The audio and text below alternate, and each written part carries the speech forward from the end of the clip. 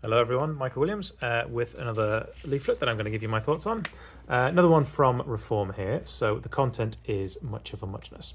Now what is significant about this one is that you'll notice that normally we get Nigel and Sarah at the top. Sarah has been replaced by this slightly startled looking dog, and nowhere else on here does it mention the name Sarah Pochin, or does it name the Runcorn and Helsby constituency.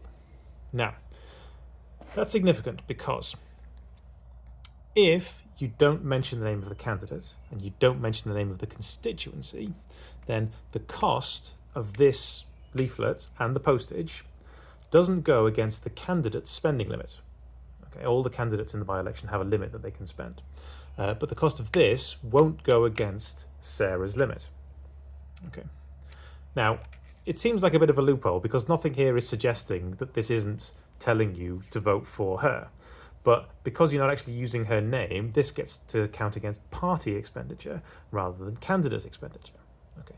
Now, in a general election, there's a restricted period of what parties can spend and when, but you don't get that in a by-election, which means that Reform could quite literally put out 1,000 of these, and the candidate still would be able to get in under the spending limit.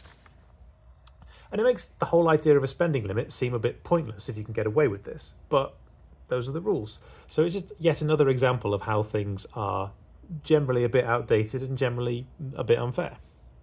Now, you can see all of that because if I turn this over, so on the back you've got, like the normal mini poster that you can put in your window.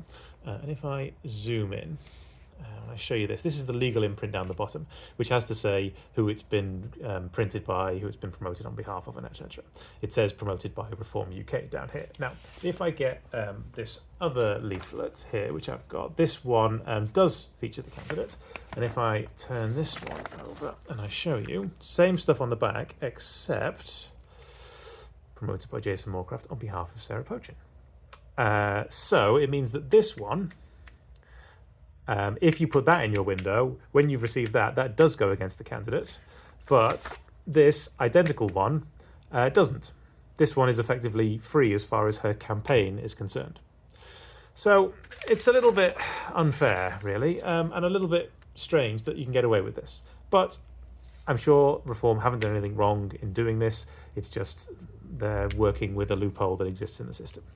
But I would say that one thing I have heard is a lot of people are getting a bit miffed by the amount of stuff that comes through their letterbox. So they might not be particularly appreciative to learn that Reform could send them another 10 of these before the election and basically get away with it. But there you go. So anyway, that's it. That's it for this leaflet. As usual, if you see any leaflets that I haven't covered, then scan one, send it to me, or just point it out to me and I will let you know my thoughts. Okay, bye for now.